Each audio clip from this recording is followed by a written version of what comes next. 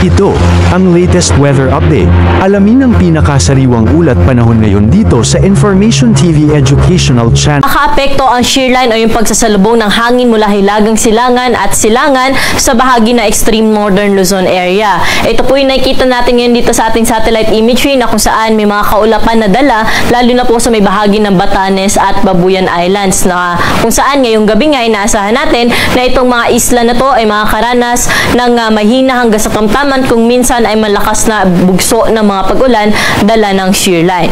Samantala, easterlies naman po yung nagpe-prevail lalo na dito sa may silangang bahagi ng Luzon, ngunit wala naman ho itong dalang malawak ang mga pag-ulan sa anumang bahagi po ng ating kapuluan. Kaya dito sa Metro Manila, pati na rin sa ibang bahagi pa ng ating bansa, ngayong hapon hanggang mamayang gabi ay mataas pa rin yung tsansa ng mga panandali ang buwas ng pag-ulan dala nga nitong easterlies at ng mga localized thunderstorm.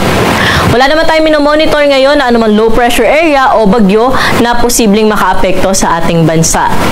At para sa magiging lagay ng ating panahon bukas, dahil pa rin sa shearline, itong bahagi ng Batanes, Babuyan Islands ay patuloy na mga karanas ng makulimlim na panahon na may kasamang mga pag-ulan. Pero dito sa atin sa Metro Manila, pati na rin sa ibang bahagi pa ng Luzon, magiging maaliwalas pa rin yung umaga hanggang tanghali natin, pero pagsapit ng hapon at gabi, maging handa pa rin sa posibilidad ng mga panandali ang buhos ng pag-ulan dala na easterlies at ng mga localized thunderstorm. Kaya kung lalabas ho tayo na ating mga tahanan bukas, ay huwag kalimutang magdala ng payong dahil may kainitan sa dakong tanghali. Sa hapon at gabi naman, may mga tsansa tayo ng mga pag-ulan. At pwede nating bisitahin yung mga nilalabas natin ng mga thunderstorm advisories na pinupost natin sa ating social media accounts at nilalagay na nga rin po natin ito sa ating website. Temperatura natin bukas dito sa Metro Manila ay mula 25 to 32 degrees Celsius, Baguio City 17 to 22 degrees, Lawag 25 to 31 degrees, sa Tuguegarao naman 24 to 32 degrees Celsius. Sa bahagi ng Tagaytay 23 to 30 degrees sagot ng temperatura bukas, at sa Legazpi 25 to 33 degrees Celsius. Dumako naman tayo sa Puerto Princesa City na kung saan 25 to 33 degrees sagot ng temperatura.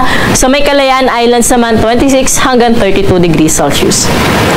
Sa mga kababayan naman natin sa bahagi ng Visayas at Mindanao, wala tayong naasahan na malawakang mga pag-ulan bukas, kaya magpapatuloy rin yung kanilang nararanasan na panahon na fair weather condition o bahagyang maulap hanggang sa maulap na kalangitan sa umaga hanggang tanghali, pero hapon at gabi mataas pa rin po yung tsansa ng mga pag-ulan dala ng localized thunderstorm. Temperatura po natin bukas sa Metro Cebu ay 26 to 32 degrees Celsius, Iloilo at Tacloban 25 hanggang 32 degrees Celsius. Ganun din sa bahagi ng Cagayan de Oro City, at sa may Zamboanga at Metro Davao naman may kainitan sa 34 degrees na maximum temperature.